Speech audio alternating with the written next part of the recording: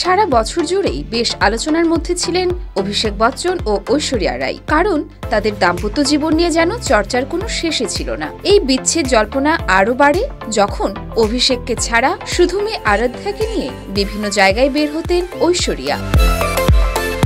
এবার তাদের বিচ্ছেদ জল্পনা হালকা করতে অন্যতম ভূমিকা রাখল তাদের একমাত্র মেয়ে আরাধ্যা রায় বচ্চন।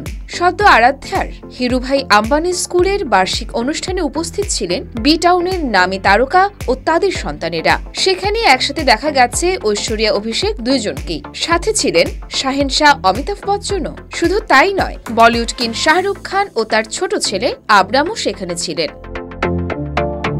2-3 দিন ধরে একটি ভিডিও সামাজিক মাধ্যমে ছড়িয়ে পড়েছে, যেখানে ঐশ্বরিয়া ও অভিষেককে একসাথে নাচতে দেখে ভক্তরা আনন্দে আত্মহারা। ভিডিওতে আরাধ্যাকেও দেখা গেছে মঞ্চে দাঁড়িয়ে তার বন্ধুদের সাথে নাচ করতে। শাহরুখের ছেলে ছোট্ট আব্রাহামও সেই দলে ছিল।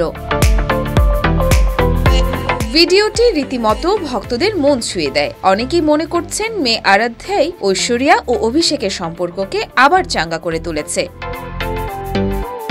অন্যান্য তারকাদের সাথে তাদের দুজনকে শাহরুখ খানের দিওয়াঙ্গি দিওয়াঙ্গি গানেও নাচতে দেখা গিয়েছে। শুধু তারাই নয়, সঙ্গে ছিলেন শাহরুখ নিজেও।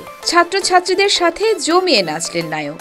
বলা ভালো, ঐশ্বরিয়ার মেয়ের মতো কিন্তু শাহরুখের ছোট ছেলেও ধীরুভাই আম্বানি স্কুলে পড়াশোনা করছে।